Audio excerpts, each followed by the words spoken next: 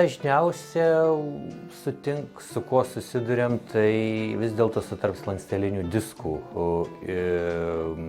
išvaržų operacijomis. Be abejo, yra ir stuburo lūžiai, yra ir, sakysim, tarp pirmo antro kaklo slankstelio esantys nestabilumai. Kai kada yra ir onkologinės atliekamos, bet vėlgi tai yra atskira turbūt tema, pokalbis, nes tai yra pakankamai komplikuotas sritis.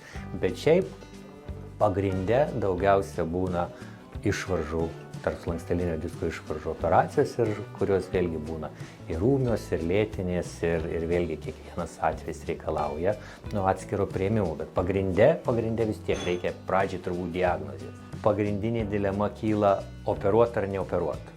Ir, sakysim, ar pacientas gali pasveikti be operacijos, ar operacija yra būtina. Ir čianais viskas priklauso nuo simptomų paciento. Nes kartais vėlgi reikia vadovautis tuo faktorium, kad mes gydom gyvūną, augintinį, o ne nuotraukas. Ir patys simptomai mus veda prie sprendimų. Tai jeigu pacientas vėlgi yra labai skausmingas, mes matom aiškius paralyžiaus simptomus ar koordinacijos sutrikimo simptomus. Jeigu, sakysim, laukimas, vadinamas konservatyvus gydymas, kada yra taikoma ramybė, nuskausminamieji vaistai, sakysim, nepadeda ar pacientas blogėja, tai greičiausiai ir tas vienintelis sprendimas yra atlikti operaciją. Nes vėlgi kai kurie pacientai jie išlieka tiesiog skausmingi ir klausimas, kur yra riba, kiek turi laukti, kad jau sakyt, mes galim operuoti.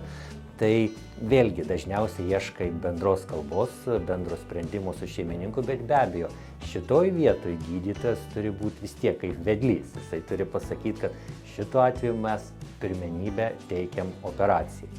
Ir be abejo, yra tokie atvejai, kur galima ir vienaip ar kitaip pasielgti, bet tada vėlgi aptari visas rizikas su šeimininku, kad kokios rizikos neoperuojant, kokios, sakysim, privalumai operuojant.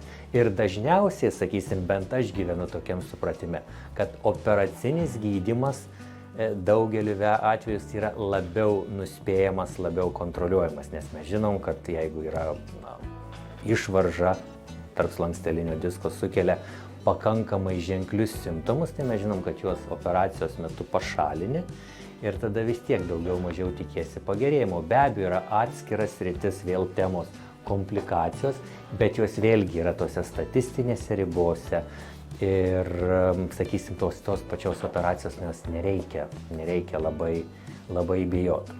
Ir be abejo, pačios išvaržos vėlgi būna ir kakle, tie gali būti ir pačioje nugaroje, ir juosmens kryžkaulio srityje. Ir vėlgi dar jos ir pačios skirstosi pagal lokalizaciją, kur yra, taip yra centrinės, kur kanale būna į